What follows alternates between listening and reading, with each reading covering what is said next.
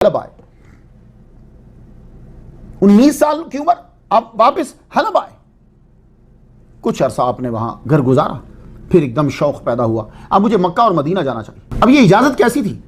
یہ وہی اجازت تھی جو عبد القادر گیلانی رحمۃ اللہ علیہ نے اپنی والدہ ماجدہ سے اجازت لی تھی۔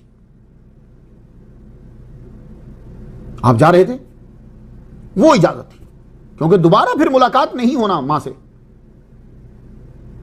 تو آپ نے اجازت لی، سارے حقوق معاف کروائے، کہا مجھے دین کے لیے چھوڑ دیجئے، مجھے دین کے لیے وقف کر دیجئے۔ وہ ماں باپ بھی اولیاء ہوتے تھے، اللہ اکبر جل شانہ، سب نے اجازت دے دی۔ تو آپ حلب سے مکہ کے لیے روانہ ہوئے۔ آپ مکہ پہنچے، حج کا موسم آ چکا تھا، آپ نے حج کیا، حج سے فارغ ہوئے، خانہ کعبہ کا طواف، خانہ کعبہ کو دیکھ رہے ہیں، یہی تو بڑی عبادت ہوتی ہے وہاں، خانہ کعبہ کو دیکھنا، خانہ کعبہ کا طواف کرنا، یہ بہت بڑی، اس لیے آپ زیادہ سے زیادہ یہ چیزیں کیا کریں، باقی بھی کریں، قرآن بھی پڑھیں، نوافل بھی آپ پڑھیں، سب کچھ کریں، ثواب بڑھتا ہے۔ لیکن خانہ کعبہ کا طواف جو ہے نا، یہ آپ کو نہیں ملے گا، طواف جتنے کر سکتے کرتے چلے جائیے۔ میں ایک دم مرتبہ بیٹھا ہوا قرآن مجید پڑھ رہا تھا، ایک بابا جی میرے پاس تشریف لائے، مجھے آگے کہنے لگے بیٹے یہ قرآن مجید تم پاکستان جا کے پڑھ لو گے، یہ قرآن مجید تم امریکہ جا کے پڑھ لو گے، لیکن طواف تم نہ امریکہ کر سکتے ہو نہ پاکستان میں کر سکتے ہو۔ وہ بات کہا کہ بات میرے مائنڈ میں لگی، اگرچہ قرآن پڑھنے کا ثواب، نوافل کا ثواب بہت زیادہ ہوتا ہے، لیکن ایک ایسی چیز ہے کہ جو پاسبل ہی نہیں ہے دنیا میں کسی اور جگہ میں۔ تو سید احمد بدی الدین قطب مدار رحمۃ اللہ علیہ خانہ کعبہ کو دیکھ رہے، خانہ کعبہ کا طواف کرتے کرتے آپ بیٹھ گئے، تھک چکے تھے، آنکھ لگ گئی، محمد مصطفیٰ صلی اللہ علیہ وآلہ وسلم کا دیدار ہوا۔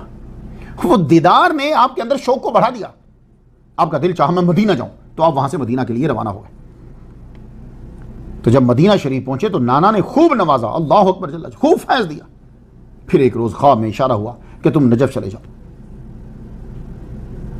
آپ مدینہ منورہ سے نجف، مدینہ منورہ سے اس سرزمین کی طرف بڑھے جہاں امام حسین ہیں، اللہ اکبر جل شانہ، حضرت عباس ہیں، اس سرزمین کی طرف بڑھے۔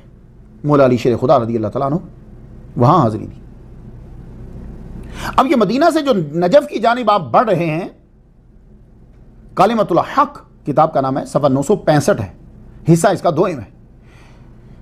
سابق chief justice city court Hyderabad Hamid یہ لکھتے ہیں کہ آپ نے مدینہ میں بڑا عرصہ قیام کیا، پھر آپ حکم مصطفیٰ پا کر نجف کی جانب روانہ ہو گئے، مولا علی کے در کی طرف روانہ ہوئے۔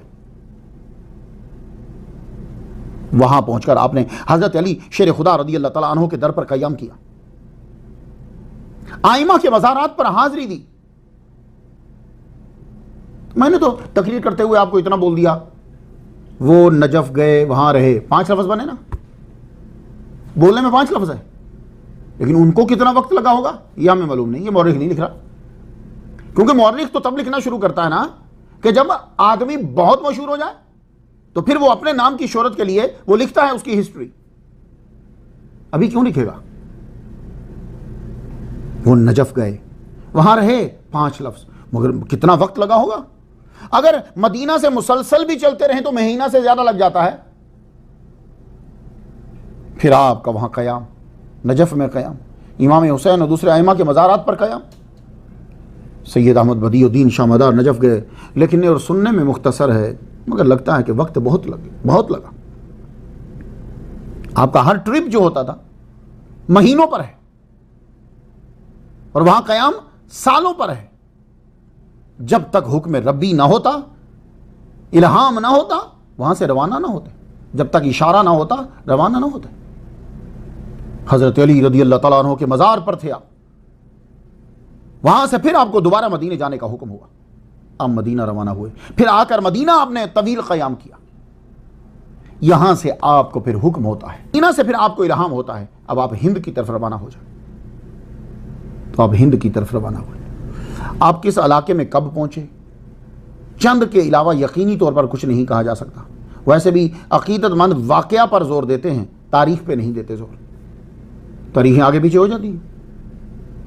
سید احمد بدی الدین قطب شاہ مدار رحمۃ اللہ علیہ ہندوستان آئے۔ ماہنامہ جامع نور دہلی سے جو نکلتا ہے مارچ 2013 کا ایڈیشن جو ہے، اس کے حوالے کے مطابق آپ نے ہندوستان سے 7 مرتبہ حجاز کے لیے سفر کیا ہے۔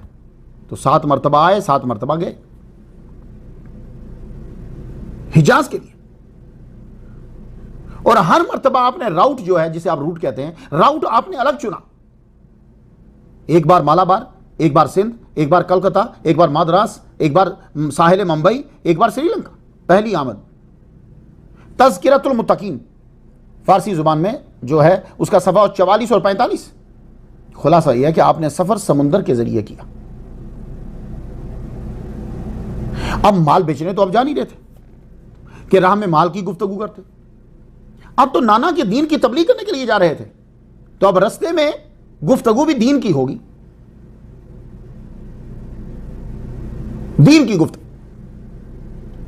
آپ حافظ قرآن، زبور، تورات، انجیل کے حافظ، وہ کتابیں بھی جانتے ہیں، اور اللہ تعالیٰ نے ماشاءاللہ وجاہت بھی عطا فرمائی۔ تو جس جہاز میں سفر فرما رہے تھے، آپ نے گفتگو شروع کی۔ اب گفتگو کا جو ماحول ہے وہ میں آپ کی نظر کر دینا چاہتا ہوں۔ سب سے پہلے آپ نے توحید کا سبق دیا۔ یہ ولیوں کا طریقہ رہا ہے، انبیاء، ان کے جانشین اور اولیاء، صوفیاء، ان کا طریقہ رہا ہے۔ انہوں نے سب سے پہلے جو میسج پہنچایا ہے وہ توحید کا میسج پہنچایا ہے۔ اس لیے یہ بات سب لوگ سن لیجئے، سب سے زیادہ جو توحید کا پیروکار ہوتا ہے، جو توحید کو جانتا ہے اور جو توحید کو پھیلاتا ہے، وہ ولی کامل، وہ صوفی ہوتا ہے۔ اور اگر وہ یہ نہیں کر رہا تو وہ ولی کامل اور صوفی نہیں ہے۔ ہمارے ہاں ہم جو لوگ اپنی تقریروں میں شرک شرک شرک شرک لگے رہتے ہیں، یقین جانیے ہم لوگ بھی شرک کر رہے ہوتے ہیں۔ جتنے ہم توحید کو پھیلا رہے ہیں، ہم شرک کر رہے ہیں۔ اب پوچھئے ذرا اس آدمی سے جو شرک ہو رہا، اس سے پوچھئے جب تم نماز پڑھتے ہو تو سجدے میں کیا تمہیں کسی اور کے خیالات آتے ہیں؟ تو اگر وہ تمہارا یار ہوگا تو تمہیں سچ بتائے گا، ہاں یار سجدہ کرتا ہوں تو بھی خیال آ جاتے ہیں۔ تو بس یہی تو فرق ہے ہم میں، اور ہم توحید کا نعرہ لگاتے ہیں، توحید ہے کوئی نہیں۔ اور ولی کامل کیا کہتے ہیں؟ وہ کہتے ہیں کہ ہمارے نزدیک شرک یہ ہے کہ سجدے کے اندر جب رب کو سجدہ کر رہے ہو تو اللہ کے علاوہ کسی اور کا خیال بھی آ جائے تو شرک ہے۔ صرف معبود ماننا ہی شرک نہیں، وہ کہتے ہیں کہ اللہ کے برابر کسی کا خیال آ جانا بھی شرک ہے۔ اس سے بڑی توحید کس کی کامل ہوگی؟ تو ہم اولیاء کرام کو اس لیے مانتے ہیں۔ وہ الگ بات ہے کہ ہمارے کرتوت اور ہماری عادتیں ٹھیک نہیں ہیں، تو ہماری وجہ سے ان کو تو مورد الزام نہ ٹھہراؤ۔ اگر کسی کا بچہ خراب ہوتا ہے تو اس کی وجہ سے ابا خراب تو نہیں ہے، ابا کو تو نہیں جیل میں ڈالیں گے نا۔